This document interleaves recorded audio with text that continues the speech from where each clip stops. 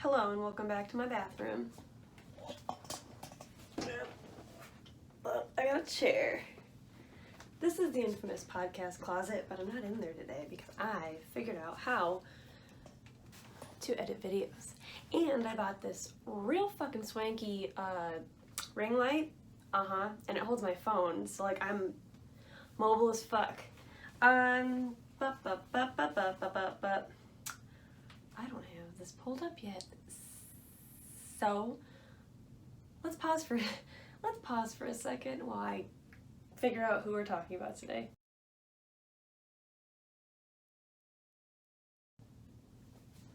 How could I have forgotten who I have planned for you today? Also, before we get involved in this, I realize I look like a dirtbag. Nobody needs to tell me. Nobody needs to inform me about that.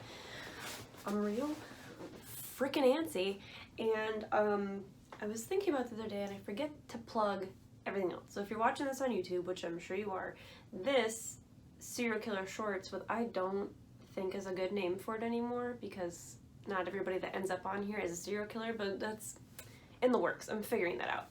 But not everybody who listens to this knows that I also have a podcast, which I do. It's called Cabernet and True Crime. I'm going to link everything down below. I also have a Patreon and an Instagram page that I post on all the time, and I'm very active on there. I love discussing serial killers. I love talking about serial killers, which I realize now is the same thing as discussing serial killers. I love all of it. All of it.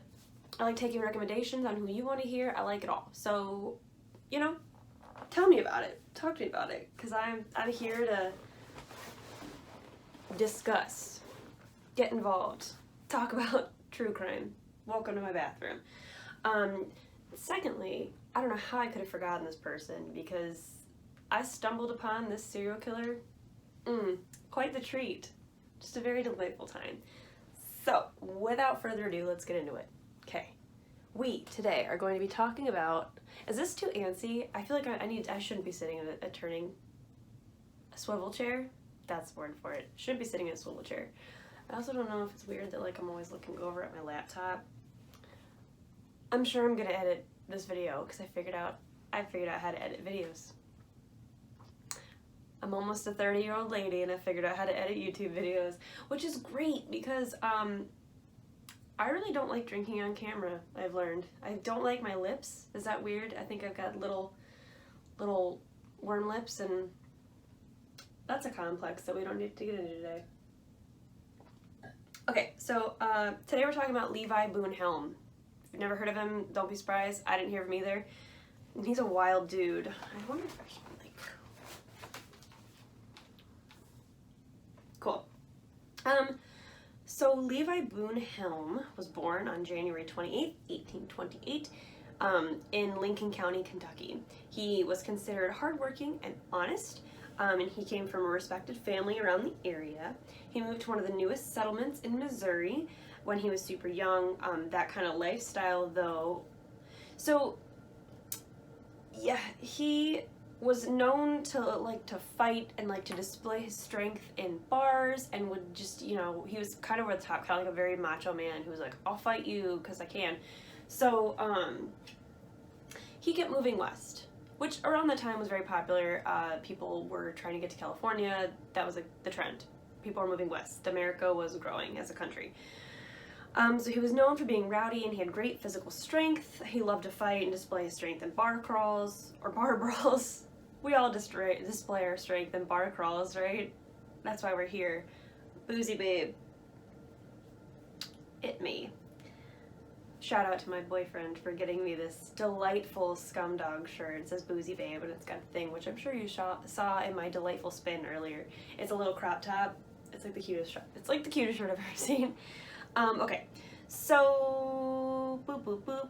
He was known for goading men into fighting him, and he had a neat party trick where he would throw his knife in the ground and then go run full speed at it on a horse and then pick it up off the ground, which I had to admit is pretty impressive. Except I don't like horses. Fun fact about me, I hate horses. In 1848, he married 17-year-old Lucinda Browning, and they had a daughter together. He became a heavy drunk and an abuser, and it was so bad that Lucinda asked for a divorce, which, it's 1828. People didn't do that. So if she asked for divorce, obviously it was so bad in that marriage that she was like, I need the fuck out of here. So Levi's dad actually paid for the entire divorce and settled everything, and actually left his dad bankrupt and ruined their whole family's reputation that, like, she got divorced from him. So great job with that. So Levi packed up and attempted to head to California to look for gold, which was the thing of the time. He had a cousin or a friend, I'm not sure. His name was Littleberry Shoot. Littleberry Shoot. It's a very interesting name for an individual. Littleberry Shoot. Shoot said he would go with Helm to Cali and then try to back out. He was like, no, never mind, like, I don't think I want to go to California. Levi stabbed Littleberry in the chest and killed him instantly, and Levi headed west by himself. Littleberry's family, though, wouldn't just let Levi wander off. They chased after Helm and captured him, and he was convicted of murder, but when he was in confinement before they, like, took him to trial, he was convicted of murder, but his confinement, I think they must have kept him in a jail cell before they killed him, or they wanted to kill him. People thought he was insane because he was acting so over the top and so crazy. In the words of the court, his manner was not only unbecoming but unbalanced. He ended up in an asylum instead and was deemed mentally deranged. Somehow, though, he made friends with one of the guards, and they would go for walks in the woods, and one day Levi got the trust of the guard and bolted while they were out on their walk. So he got out, and he immediately set off for California. On his trip there, he killed several people, mostly in fights, but he also committed premeditated murder. He was forced to keep moving in fear of vigilante justice, but also because of this, he teamed up with a group of guys, and he claimed that he ate most of his murder victims, which was a whole thing, like the diary of the people that were around him. This guy had problems, just issues all around. His group, his team, I don't know what to call them, was attacked by Native Americans on the way to Fort Hall, Idaho. The gang was forced off their trail into the wilderness. Helm and all the survivors of his party killed and ate their horses and made snowshoes out of the hides. That was not uncommon back then, so that's not like the wildest part of the story. At the end of the journey, only 2 people were left, which was Helm and a man named Burton. Burton must have been injured or something and couldn't travel any further, and Burton used his own pistol to kill himself. So apparently the whole journey said that, like, Helm had walked far enough away that he heard the pistol go off, apparently. Helm ate one of Burton's legs and wrapped the other one up to take on his journey, which wasn't one of the weirdest things, because, I mean, if you look at the Donner Party, which, first of all, The Indifferent Stars Above, The Harrowing Tale of the Donner Party, amazing book.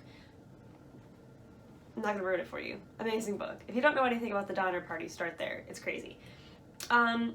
Someone found Helm and helped him get to Salt Lake City, Utah, and despite the fact that Levi had a great amount of money on him, he didn't even say thank you to that person for feeding, clothing, or leading him to this destination. So he's just an asshole all around. He kills people because he feels like it.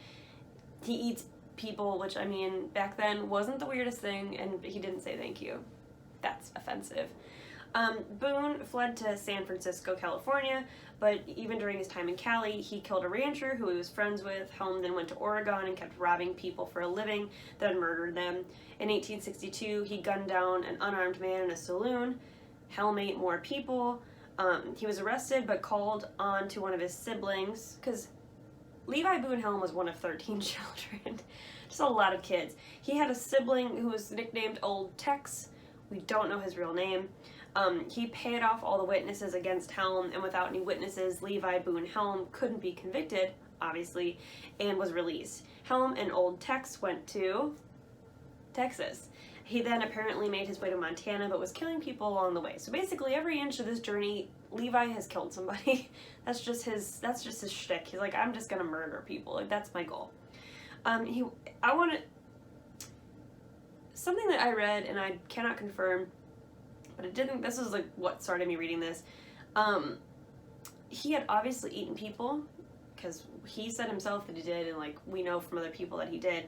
But he was also known for taking human flesh in preparation for a survival like situation. So I think like eating somebody if you have to. Listen, like I was just talking with a coworker about the 127 hours video. Like, that's so icky. But like, you do what you got to do in a survival situation. And like, if somebody is dead and you eat them, like, once again, look at the Donner Party. It was not something that any of those people really want. I mean, I'm assuming it's not something that any of those people really wanted to do. They weren't like, yeah, now's my chance to eat people meat. But in that situation, it's different than like keeping people meat on you for a survival situation. Like at that point, don't you think you'd like kill something like one of your horses, one of those evil horses you have around, or like a wild boar? I don't know. I'm not. First of all, I've never been west of like the edge of Ohio. Second of all, I guess I don't know much about wildlife.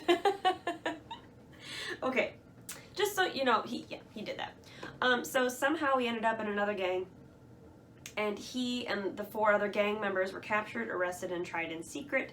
Helm kissed the Bible at his trial and did an oath, but it was a false one. He said that one of his friends, Three-Fingered Jack Gallagher, was actually the man who committed all the crimes.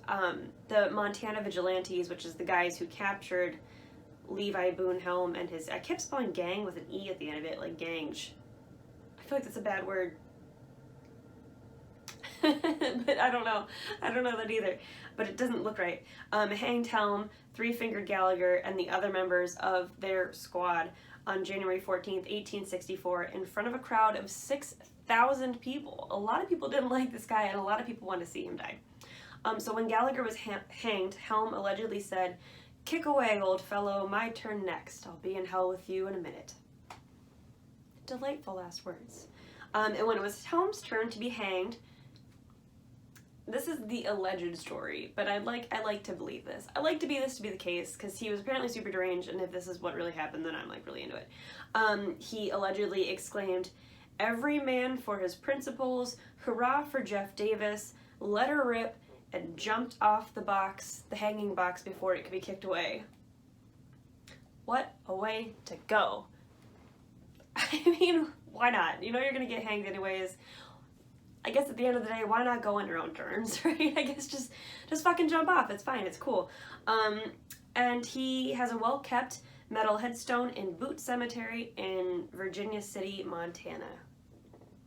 Nobody knows how many people he killed. Nobody knows how many people he ate. There are decent speculations, but because of the times and because of how much he traveled, it's really hard to know for sure how many people actually were killed and eaten by Levi Boone Helm, but a considerable amount. And then you could probably tack on the amount of people that died because of Levi Boone Helm and the situations he got them in. Not only did he murder them, but he also led people into sketchy situations and got other people killed for no reason. That happens sometimes, I suppose, and that is Levi Boone Helm. That's all I've got. That's all she wrote. Me, I'm she. That's all she wrote. With that all being said, oh no, my ring light turned off. Why? I'm exposed. Hello? Come back. Make me beautiful. Wow.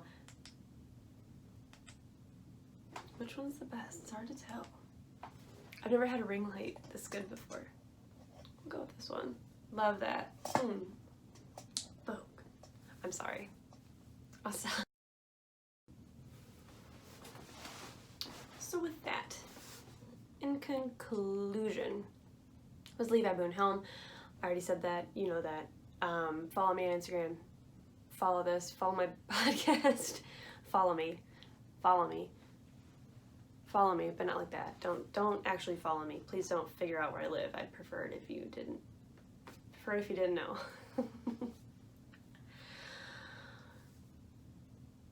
This is gonna be a mess.